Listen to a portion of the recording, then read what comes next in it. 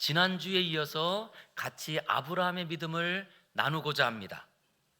그랬더니 아브라함이 하나님의 말씀을 듣고 아들 이삭을 제물로 바치려 가는 모습 속에 아브라함의 믿음이 있었고요. 그리고 또 그 아버지가 아들에게 하는 말을 보면서 아브라함의 믿음이 어떤 믿음인지 볼 수 있었습니다. 이것을 보면 우리의 믿음도 언제 나타나는가? 내가 행동할 때 나타납니다. 내가 말할 때 나타납니다. 그럴 때 이 아브라함은 보니까 먼저 하나님께서 어떤 말씀을 하시든지 그 말씀을 따르기로 결단한 사람이었던 거예요. 그러니 아브라함의 믿음은 순종하기로 결단한 것이 아브라함의 믿음이었다라고 하는 것을 지난주에 말씀드렸어요. 그리고 그뿐만 아니고 아들을 바치러 올라가는 그 자리에 아들을 바치는 것이 끝이 아니라 그 뒤에 죽음 이유를 바라보고 있더라고요. 이것이 곧 아브라함을 가리켜 부활의 신앙인이었다라고 말하게 되는 거거든요. 그것처럼 바로 이 아브라함은 부활 신앙을 갖고 있었기에 그 아들을 번제로 하나님께 드리는 그것으로 끝나는 것이 아니라 그 자리에 뒤를 바라보고 있었어요. 그러기에 아들이 산으로 올라가면서 아버지께 질문합니다. 아버지, 번제에 쓸 나무도 있고 불과 칼도 있는데 어린 양은 어디 있어요? 라고 이 아들이 아버지께 질문을 해요.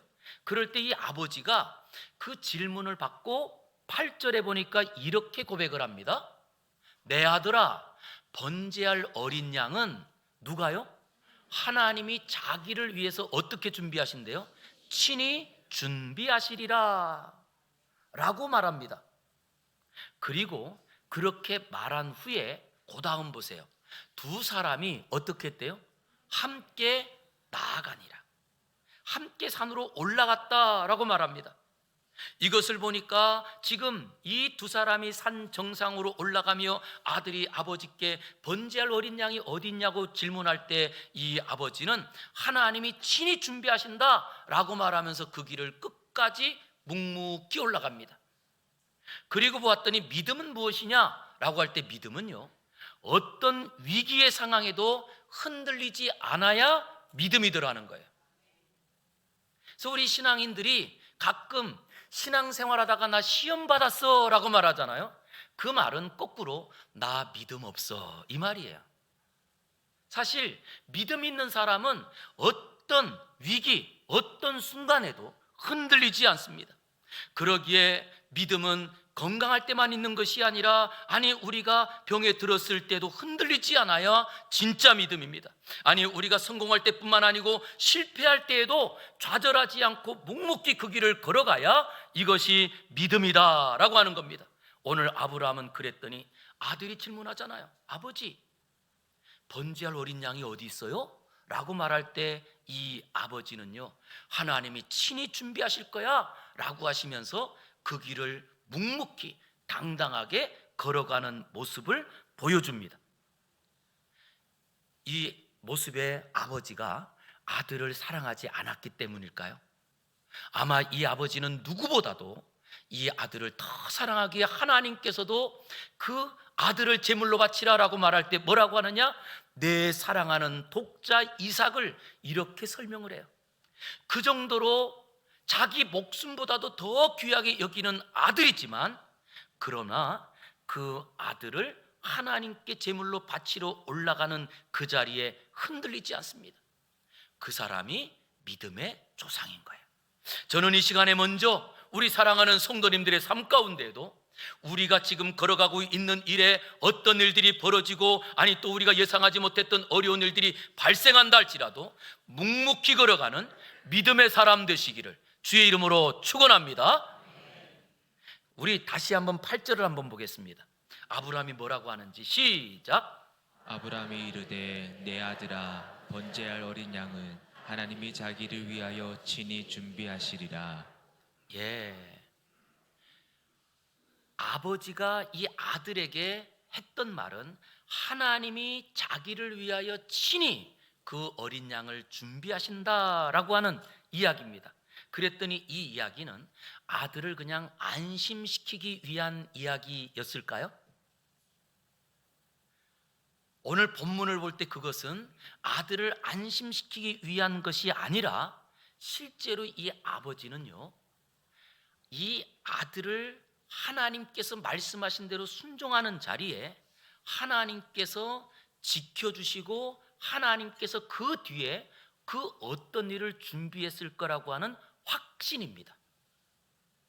그래서 이 아들이 질문할 때 그는 흐트러지지 않고 고민하지 않고 하나님이 자기를 위하여 친히 준비하실 거야 라고 말하고 걸어갑니다. 이것을 보았더니 믿음은 정신력이 아닙니다. 믿음은 막연한 자기의 의지, 자기의 확신, 아니면 어떤 미래에 대한 막연한 기대, 이런 것이 아닙니다. 믿음은 하나님에 대한 약속을 신뢰하는 겁니다. 즉 믿음은 하나님 그 자체를 온전히 신뢰하는 이것을 믿음이라고 그래요. 그러기에 이 아버지는 하나님께서 자기를 위하여 친히 준비하실 것이라 라고 말하고 계속 올라갑니다. 만약에 이것을 믿지 못했더라고 한다면 말은 하지만 올라가기는 어려웠을 거예요. 그러나 오늘 본문에는 그것을 아들에게 말하고는 두 사람이 같이 올라갔다라고 합니다. 그런데 이렇게 산으로 다 올라간 자리에 드디어 하나님이 지시한 곳에 도착을 했어요. 그리고 도착하자마자 아브라함이 거기에다가 제단을 쌓습니다. 돌을 모아서 돌로 단을 쌓고 그 다음 거기에 나무를 다 버려서 올려놓습니다. 우리가 여기서 하나 생각해 볼 점은 아브라함이 이것을 혼자 했을까요? 그랬더니 이미 올라갈 때부터 아버지는 나이가 들어서 칼과 불을 들었고 아들은 뒤에 나무찜을 크게 지고 올라갔어요. 이걸 보니까 그 산 꼭대기에 올라가서 돌을 주워다가 번제단을 쌓을 때에도 아마 아들이 큰 돌을 갖고 왔을 거고 아버지는 거기서 차곡차곡 쌓는 일을 하지 않았을까? 그리고 나서 그 다음에 거기에 야 내가 짊어지고 왔던 나무찜 갖고 와 그래가지고 그 나무찜을 다 거기다 벌려놓고 이제 이곳에서 다 하나님께 드릴 제사 준비를 다 했습니다. 여기는 혼자 한 자리가 아니더라는 거예요. 정황상 분명히 아브라함을 도와서 이삭이 함께 합니다. 그런데 이 자리는 어떤 자리냐라고 했더니 아버지의 마음에는 아들을 죽여야 하는 자리. 그런데 그 자리를 누가 돕고 있어요? 아들이 돕고 있는 거예요. 그러니 이 아버지의 마음은 더 괴롭지 않을까요? 그러면 이삭은 지금 이게 어떤 일이 벌어질지 모르지만 실제로 이 자리는 자기가 죽어야 될 자리를 이 아들이 준비하는 겁니다. 이 자리가 지금 번제단이었던 겁니다. 그러기에 우리가 다시 한번 믿음이 무엇이냐라고 했더니 믿음은 사랑하는 아들을 죽여야 되는 그 자리에도 일을 하고 그리고 앞으로 내가 어떤 일을 만날지 모르는 자리에도 그것을 순종하는 것을 믿음이다 이렇게 말하고 있는 거예요. 그러기에 우리가 믿음으로 산다라고 하는 이 말 안에는 얼마나 중요한 일들이 그 안에 담겨 있느냐. 내가 지금까지 경험하지 못했다 할지라도 내 생각과 다르다 할지라도 하나님께서 우리에게 요구하신 그 말씀에 내가 목숨을 걸고 지켜야 되는 이 순종이 그 안에 담겨 있어야 믿음이라는 거예요. 거꾸로 여기에는 어떤 일이 담겨 있느냐? 앞으로 어떤 일이 벌어질지 모르지만 그러나 아버지의 요구를 따라서 그 나무찜을 짊어지고 그리고 돌을 옮겨놓고 그 나무를 버려놓는 이것이 믿음의 길이더라는 거예요. 그런데 이렇게 아버지와 아들이 다 번제단을 준비한 자리에 그렇게 번제단을 다 해놓고 아브라함이 거기에다가 사랑하는 아들을 올려놓고 그리고 그 아들을 하나님께 제물로 드린다는 거예요. 그러면 우리가 여기서 와 이게 가능할까? 실제 그때의 아브라함의 나이는 120세를 바라보는 노인입니다. 그럴 때 아들은 20세를 바라보는 건장한 청년입니다. 그러면 나이가 든 아버지와 젊은 아들 둘이 있는데 여기에서 아버지가 그 아들을 붙잡아 가지고 이 번제단 위에 눕힌다? 이게 실제로 가능할까요?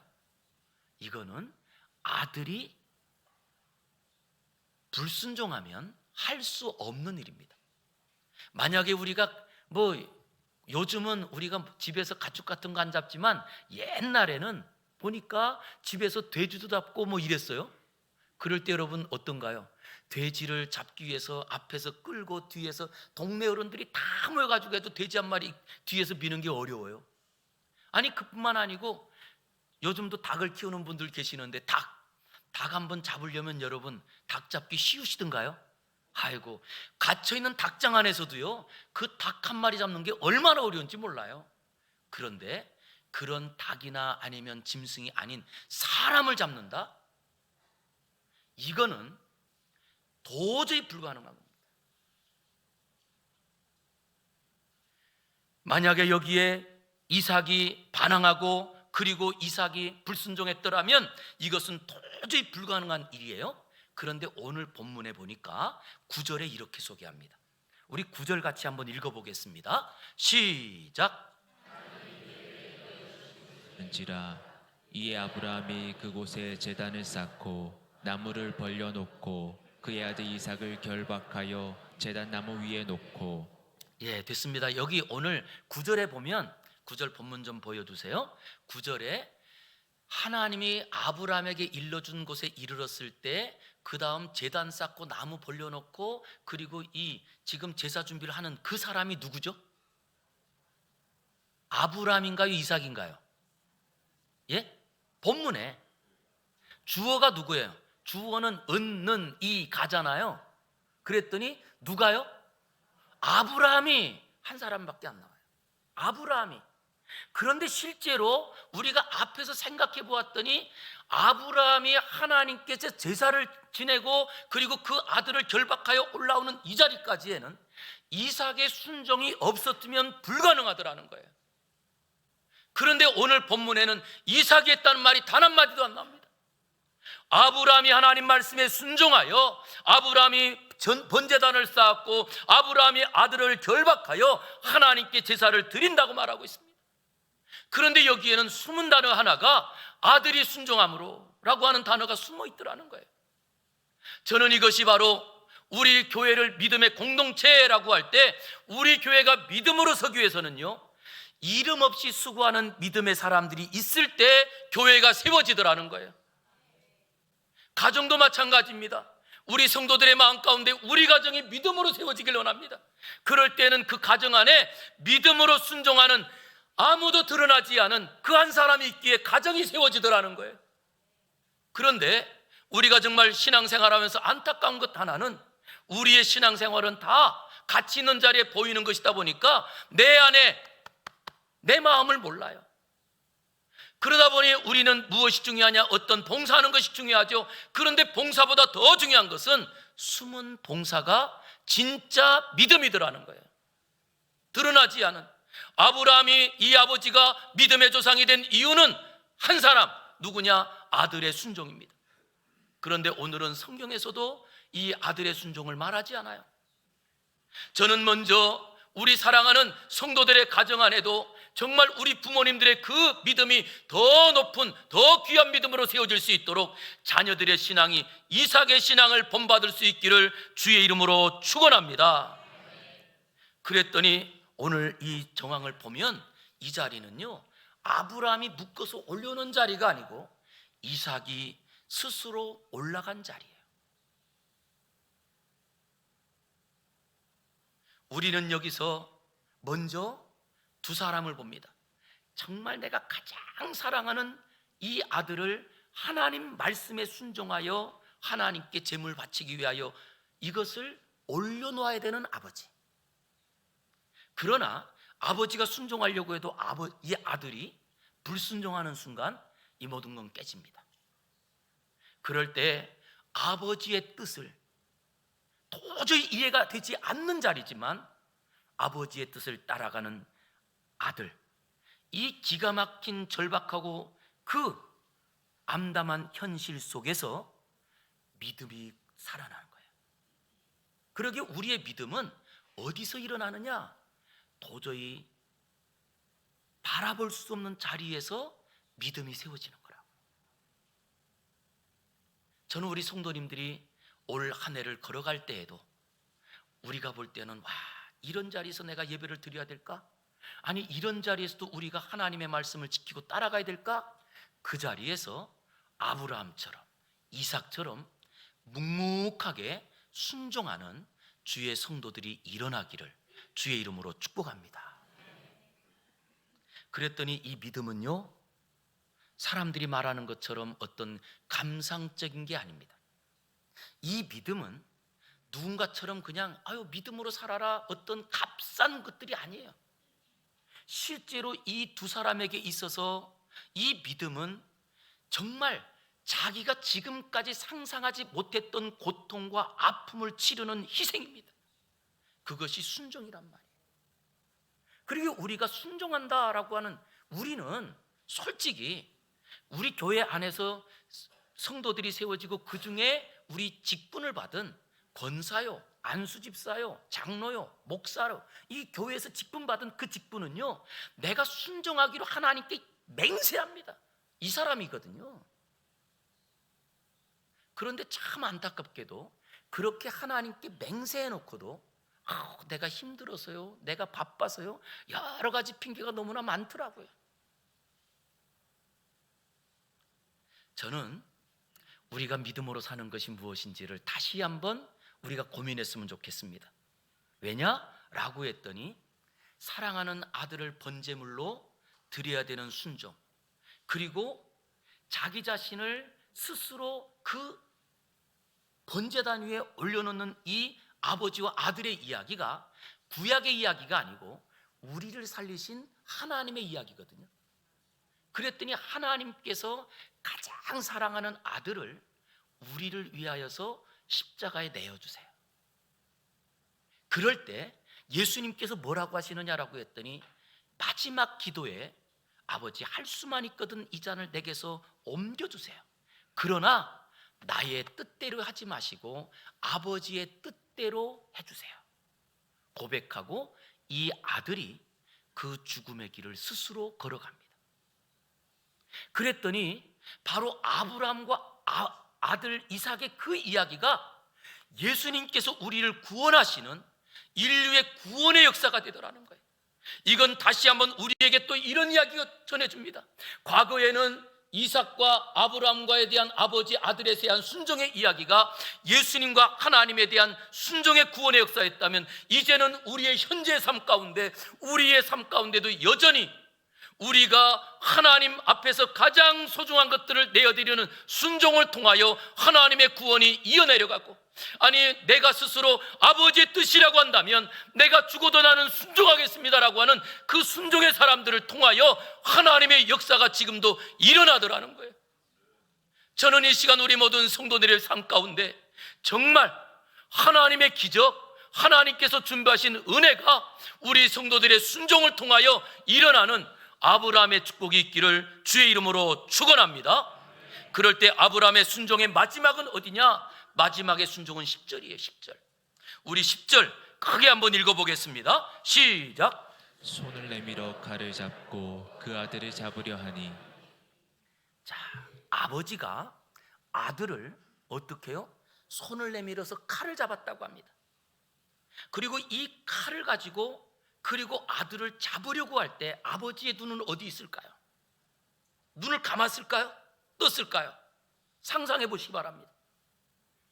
이 안에는요, 지금 아버지가 이 아들을 죽이기 위하여, 그렇다고 한다면 눈을 감아뜨고 그 아들을 똑똑히 바라보면서 칼을 들은 거예요. 자, 그러면 이제 여기서 한번 생각해 볼게요. 아버지가 이 아들을 하나님 앞에 바치기로 작정을 하고 확실히 내가 칼을 잡았다는 것은 확실히 이 아들을 죽여서 하나님께 바치기로 결심한 거예요.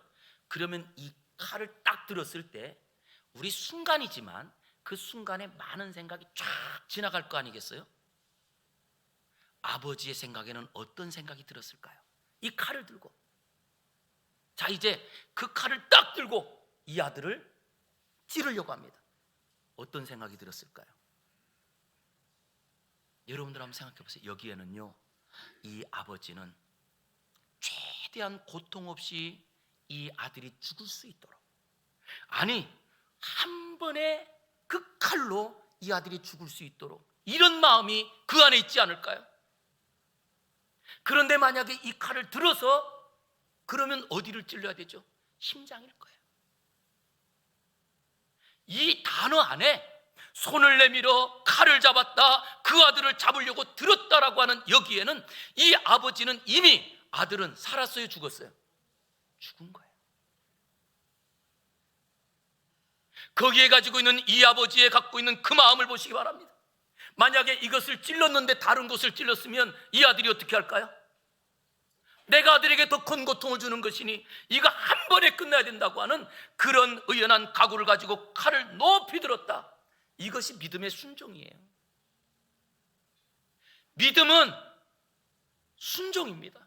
어떤 순종이냐? 어떤 분들은 이런 말 합니다. 순종을 대강하려고 해요. 순종을 대충 하려고 합니다. 그런데 그것은요, 오히려 문제를 일으킬 뿐입니다. 이번에도 이제 우리가 올 새해를 시작할 때마다 우리 직분자들을 임명하잖아요. 그럴 때에 정말 모든 그 임명자들을 목사가 다 연락도 못해요. 그러나 이미 집사로, 권사로, 장로로 하나님 앞에 순종하기로 했기 때문에 그것을 믿고 그래서 발표를 해요. 그럴 때 우리 성도님들은 어때야 될까요? 순종, 뭐 대충 하면 되지. 대충 하는 자리는요, 거꾸로 문제만 만들어집니다. 우리가 또 올해부터는 이제 이렇게 우리 조를 편성해서 청소를 합니다. 그리고 또 주방 봉사를 합니다. 그럴 때 대충 하는 자리는요, 거꾸로 다른 사람의 손이 더 필요한 자리가 됩니다. 오늘 이 아브라함을 보았더니 아브라함은 그 사랑하는 아들을 하나님 앞에 순종하기 위하여 칼을 잡아서 칼을 딱, 여기까지가 순종이에요. 그런데 이제 이 아들을 이제 하나님께 바치기 위해서 칼을 든 자리에 이 순종의 결과를 한번 볼게요. 결과가 11절입니다. 같이 보겠습니다. 시작. 여호와의 사자가 하늘에서부터 그를 불러 이르시되 아브라함아 아브라함아 하시는지라. 자, 우리 한번 따라하겠습니다. 믿음으로 순종하는 자리는 하나님이 찾아오신다. 예, 우리의 로망이잖아요. 내가 제발 하나님 만났으면 좋겠어요. 그리고 하나님의 그 은혜로 살았으면 좋겠어요. 그런데 하나님이 언제 찾아오시느냐라고 했더니 믿음으로 순종하는 자리에 우리가 부르지 않아도 하나님이 찾아오시는 거예요. 그래서 정말 하나님의 말씀을 사생결단하고, 그리고 하나님 말씀을 지키려고 그 칼을 번쩍 든 자리에 하나님 찾아오셔서 그 자리에서 그를 부르십니다. 그리고 뭐라고 하시느냐? 아브라함아 아브라함아, 이렇게 했을까요? 오늘 본문에 쓰고 있는 이 단어는 하나님께서 평소 같으면, 하나님 같으면 한 번 부르세요. 아브라함아, 한 번이에요. 그런데 두 번 불렀다는 건 뭘까요? 급한 거예요. 급한 거. 자, 만약에 우리가 지금 아브라함이 하나님 말씀에 순종하려고 칼을 들었습니다. 그럴 때 우리가 하나님 심정이라면 아브라함을 어떻게 부를까요? 시작. 우리 같으면 야야야야, 이거 아니에요? 아브라함까지 부를 이 짬이, 이게 길이가 있어요? 그 이야기예요. 오늘 본문은 야야야, 하나님께서 다급하게 찾아오십니다. 이것처럼 실제로 우리가 하나님 만나길 원한다면 순종을 끝까지 하시고 아브라함처럼 순종하는 분들 되시기를 주의 이름으로 축복합니다. 거기는 하나님이 달려오세요. 그리고 하나님께서 뭐라고 하시느냐라고 했더니 그 자리에 와서 아브라함아 아브라함아 스톱. 다시 한번 따라하겠습니다. 믿음으로 순종하면 그때부터 하나님이 일하십니다.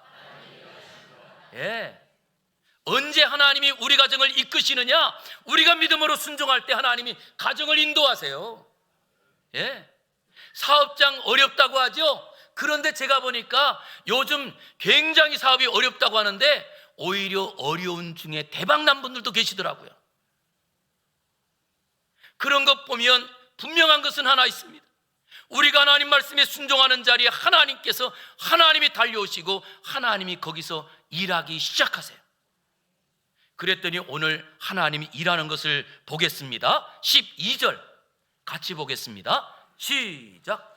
사자가 이르시되 그 아이에게 내 손을 대지 말라. 그에게 아무 일도 하지 말라.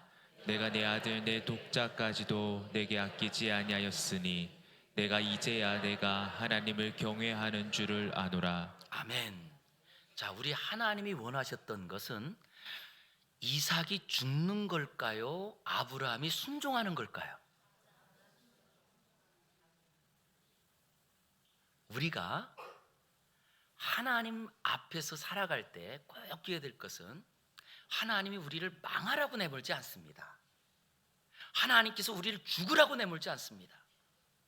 하나님은 우리가 순종하는 것을 보길 원하시는 거예요. 그리고 순종하는 자리에 하나님이 갖고 있는 이것이 있는데, 첫 번째, 이제야 내가 나를 경외하는 줄 알았노라.